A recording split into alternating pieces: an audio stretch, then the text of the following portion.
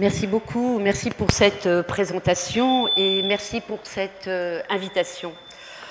C'est vrai que depuis des années, nous essayons de réfléchir en fait au devenir des sociétés et en fait des sociétés humaines.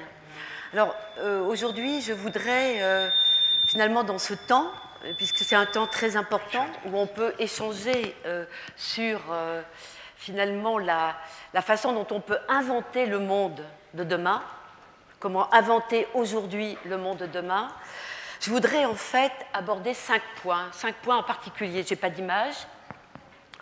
Je crois aussi que le langage, se concerter, échanger sur ce que l'on veut comme ville demain est essentiel.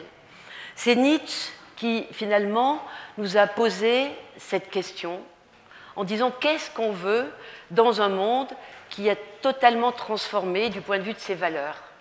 Qu'est-ce qu'on veut? Quel monde voulons-nous? Alors, dans notre laboratoire de recherche, dans l'enseignement, dans les travaux de projet, c'est toujours la même, finalement, concertation, le même débat, c'est que voulons-nous pour demain?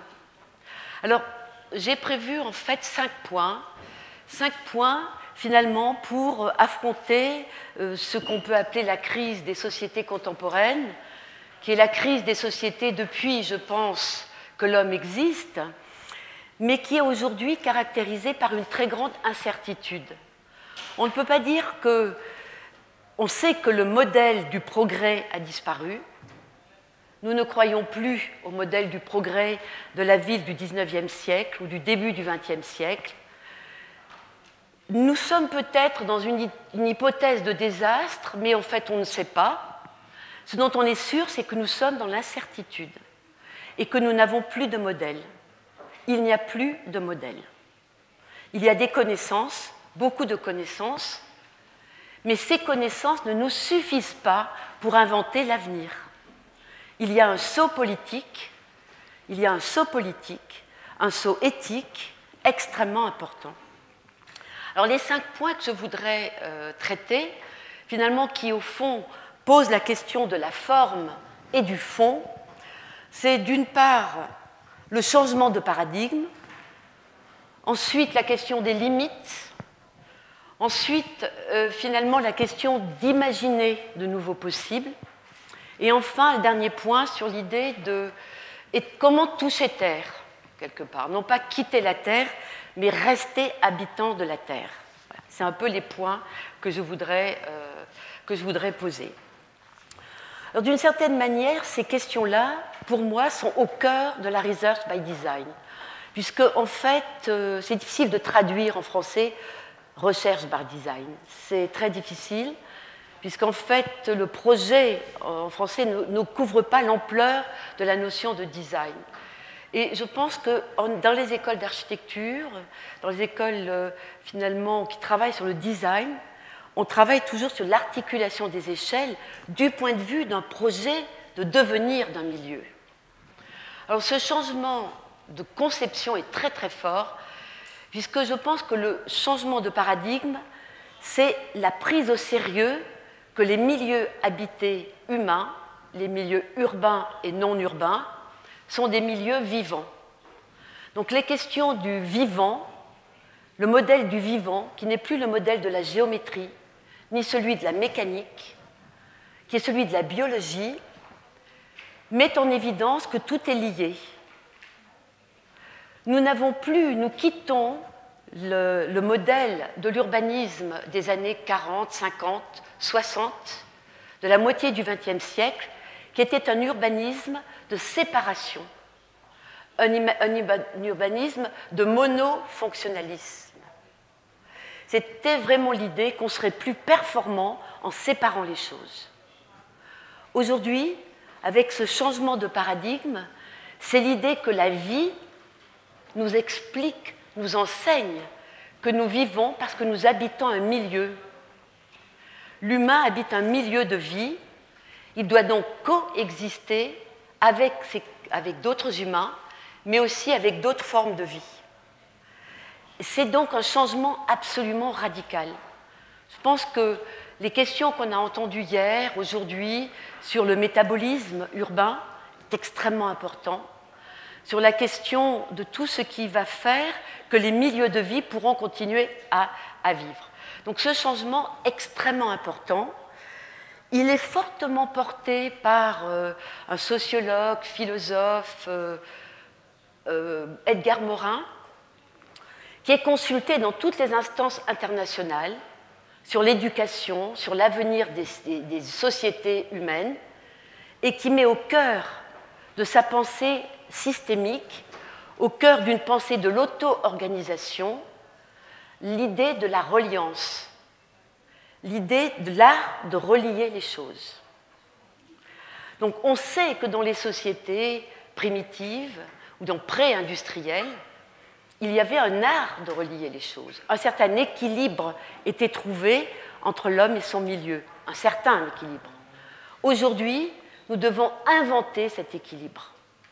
Et cet équilibre se fera avec ce paradigme du milieu habité, du milieu vivant, et donc du partage du milieu. Je pense que le thème du partage, pour moi, est le mot-clé des villes du futur, des villes d'aujourd'hui pour demain. C'était le premier point. Deuxième point concerne la crise du devenir. Quel monde voulons-nous? Il y a une vraie crise du devenir. Dans ma génération, les années 70, 68, 70, il y avait l'idée d'un nouveau monde politique, fraternel, où l'amour remplacerait la guerre. C'est un mirage pour la génération d'aujourd'hui. La question du devenir est fondamentale.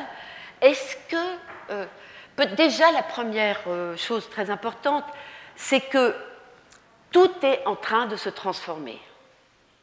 Alors, je crois que dans la façon de concevoir la ville hier et aujourd'hui, la différence est majeure. Tout se transforme.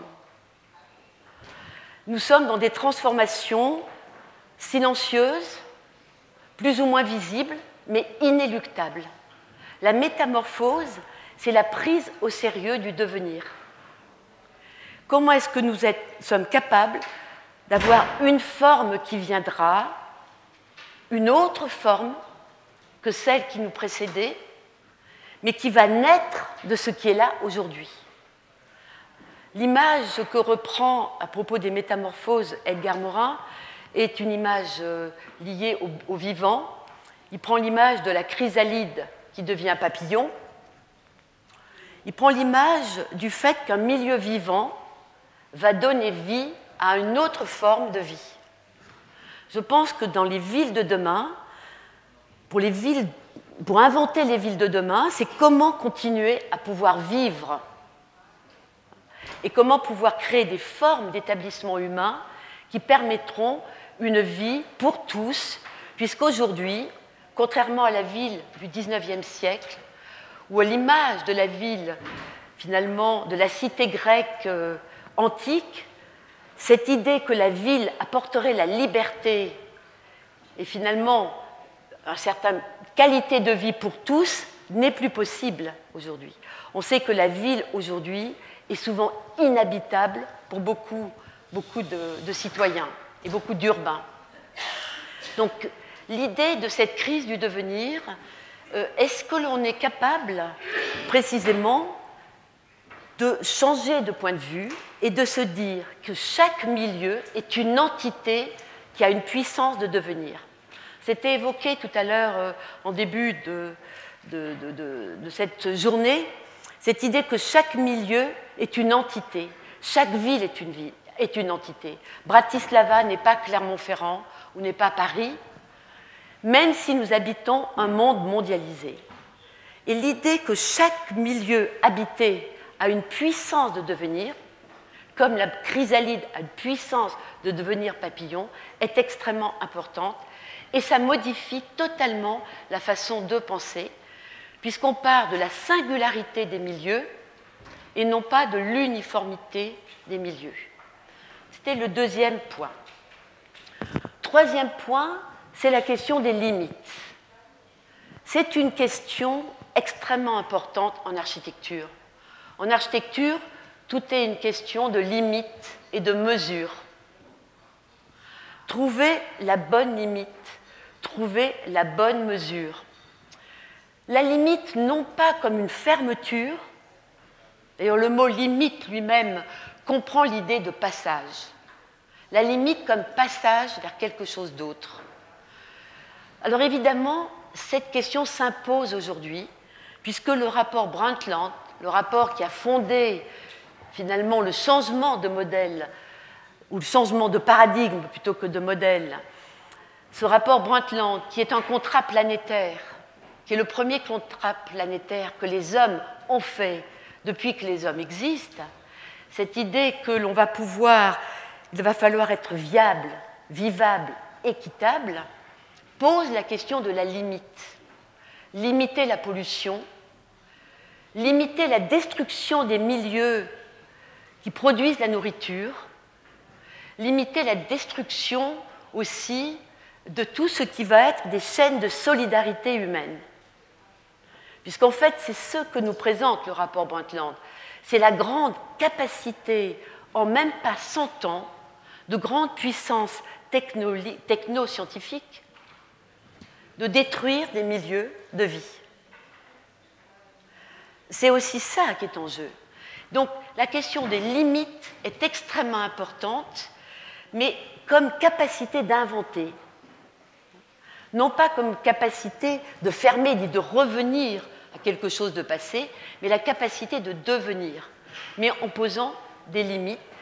Tout le monde sait que ce qui hante l'humanité, c'est finalement l'hubris, la démesure prométhéenne, l'impossibilité finalement de se limiter. Certainement, dans la fabrication des villes de demain, l'idée de prendre son temps pour changer les choses, l'idée de bien appréhender les conséquences d'une proposition, c'est absolument essentiel. C'est un changement de mentalité qui ralentit la fabrication des établissements humains, mais aussi pour mieux appréhender l'impact des changements humains. C'était le troisième point. Finalement, l'importance des limites pour retrouver une place entre les différentes formes de vie et entre les différentes cultures humaines. Le quatrième point, c'est l'obligation, et c'est d'ailleurs ce qui est propre aux écoles d'architecture, c'est pour ça que c'est tellement fantastique de travailler dans les écoles d'architecture, et c'est aussi ce que développe la recherche en architecture, c'est imaginer des possibles. On a bien vu hier, on le voit aujourd'hui, cette idée d'imaginer des possibles, imaginer de nouveaux possibles, l'imagination. Alors c'est un philosophe français qui, Ricoeur, travaille beaucoup sur la question éthique, qui considère qu'il y a des époques qui appellent l'utopie plus que d'autres. Et les périodes de grands changements, de grandes crises, appellent l'utopie. Alors, il y a certainement de nouvelles formes d'utopie aujourd'hui. En tout cas, c'est dans cet esprit que nous travaillons, nous, au laboratoire, le GERFO, à l'école de Paris-la-Villette, l'école d'architecture. C'est explorer des possibles pour relier nature et culture. Et il nous intéresse beaucoup d'analyser les projets, l'invention, la proposition de projets, qui quelque part sont des bioprojets, des éco-projets, comme on l'a vu d'ailleurs hier dans toutes les propositions qui étaient présentées. Explorer d'autres scénarios où on va lier autrement les choses et où on va s'inscrire dans le devenir des choses. On peut considérer qu'il y a eu toute une longue tradition d'utopie qui ne voulait pas entendre parler de la nature. Et je voulais citer, si je retrouve mes notes, je m'en excuse, j'ai tout oublié de regarder, je voulais citer un travail qui avait été fait par Gilles Lapouge sur Utopie et civilisation, où il souligner comment pouvaient apparaître finalement de nouvelles formes d'utopie, l'enjeu de nouvelles formes d'utopie. Et il mettait en cause toute une série d'utopies qu'il faisait remonter à Hippodamos de Milet, qui avait instauré une séparation entre la ville et la nature.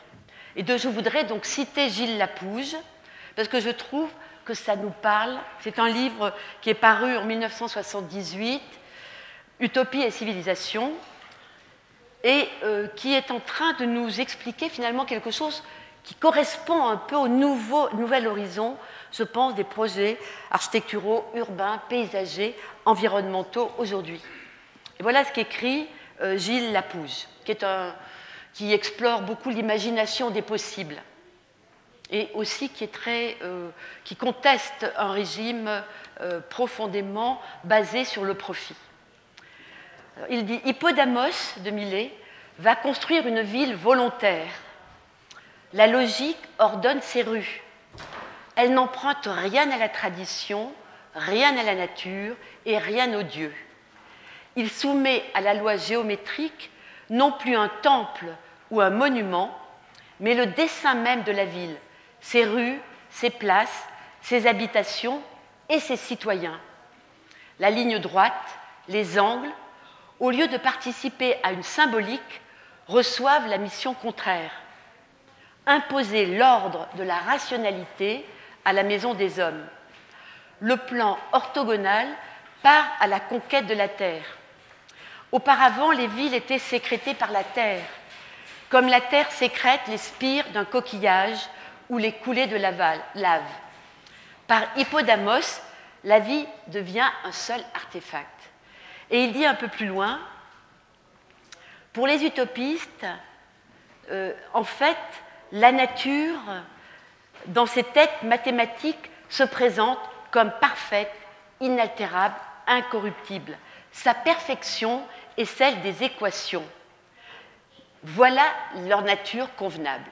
Eh bien, si on regarde ce texte-là, écrit il y a une cinquantaine d'années à peine, on voit qu'aujourd'hui, et on le voit très bien à la Biennale de Venise, on le voit, je crois, dans tous les laboratoires de recherche by design, on recherche comment la géométrie architecturale et urbaine peut travailler avec le vivant. Et cette question-là est fondamentale. Et il explique, Gilles Lapouge, que la nature, c'est le milieu originel de la vie, mais c'est le milieu où la vie se développe. C'est le milieu de la mer, c'est le milieu de l'atmosphère, c'est l'oxygène, ce sont les forêts, c'est l'azote, c'est ce avec quoi nous travaillons aujourd'hui le projet d'architecture et urbain. Et c'est les nouvelles connaissances aussi que doivent développer les designers des villes d'aujourd'hui et de demain. Alors cette différence, elle est fondamentale, puisqu'en fait, ces nouvelles utopies ont le souci d'une nature, culture en partage. C'est-à-dire que c'est vraiment, on a en partage l'eau, l'air, la terre fertile, on a en partage, c'est ce qu'on a en partage. Et c'est ce qui est en jeu. L'enjeu, c'est de ménager le milieu de vie et le milieu de plaisir d'habiter ce milieu, d'habiter la terre. Donc les utopies que l'on voit aujourd'hui, je pense, quelque part, on les voit très bien, c'est quelque part des créations artistiques aussi, qui imaginent des possibles où le végétal, l'animal et l'humain sont capables de coexister. Une biennale de Rotterdam, c'était coexister. C'est-à-dire pas simplement les hommes entre eux, c'est les hommes entre eux et avec le non-humain. C'est la condition de vie des humains et peut-être la condition pour les hommes d'inventer des rapports humains plus fraternels et plus solidaires. Donc, un certain imaginaire techniciste qui a orienté un certain modernisme va se substituer ou va se superposer plutôt un imaginaire d'une société qui serait plus solidaire avec son milieu, et qui sera donc plus plurielle et plus multiple. Puisqu'en fait, ce que la science des habitats humains nous apprend, et ce que la science des habitats, finalement, du vivant nous apprend, c'est que chaque milieu, chaque vivant n'existe, chaque habitant n'existe que parce qu'il a un milieu naturel, si on est ver de terre ou araignée, et culturel si on est humain, naturo-culturel si on est humain. Et donc, comment est-ce que la technique et la science peuvent s'allier, finalement, à l'imagination politique et artistique pour inventer d'autres possibles? Et moi, je suis tout à fait intéressée par tous ces projets aujourd'hui qui essaient de retrouver des biomimétismes, des biométabolismes qui, quelque part, nous permettent d'imaginer d'autres rythmes, des co-rythmes.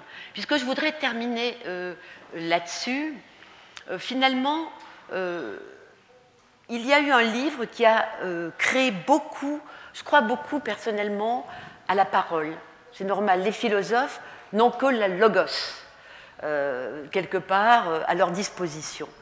Mais la parole comme capacité de se comprendre, de débattre, mais aussi d'imaginer autre chose. Un philosophe français, Michel Serres, qui est un scientifique, un mathématicien, a écrit un livre qui s'appelle « Le contrat naturel », qui a créé une grande opposition contre lui en France. Il est d'ailleurs parti, il travaille aux États-Unis depuis longtemps, et il ironise beaucoup sur le fait qu'il n'a pas pu être professeur en France et qu'il a dû s'expatrier, comme doivent s'expatrier souvent ceux qui proposent autre chose que ce qu'on attend d'eux. Mais le contrat naturel, puisque, en fait, Michel Serres, c'est quelqu'un qui est un héritier des Lumières du XVIIIe siècle, qui croit à la science, qui croit à l'éducation, comme d'ailleurs tout ce qui est le programme, à mon avis, du développement durable, mais qui pense qu'aujourd'hui, la connaissance et aussi la réflexion politique met en évidence que nous sommes en train, entre humains, de nous faire la guerre. C'est une image qu'il prend, la suite d'un tableau. Deux hommes se battent, mais ils sont en train de s'enliser dans des sables mouvants. Et pour lui, le contrat naturel, c'est un nouveau programme d'action. Et moi, personnellement, c'est ce qui m'intéresse comme hypothèse de recherche. Comment un projet, quel qu'il soit, quelle que soit son échelle, le projet à l'échelle d'une maison, le projet à l'échelle d'un quartier, le projet à l'échelle, on pourrait dire, d'un grand territoire, comme par exemple Saclay, comme en France, à Paris, ou dans la région parisienne, où c'est un territoire un grand laboratoire de réflexion.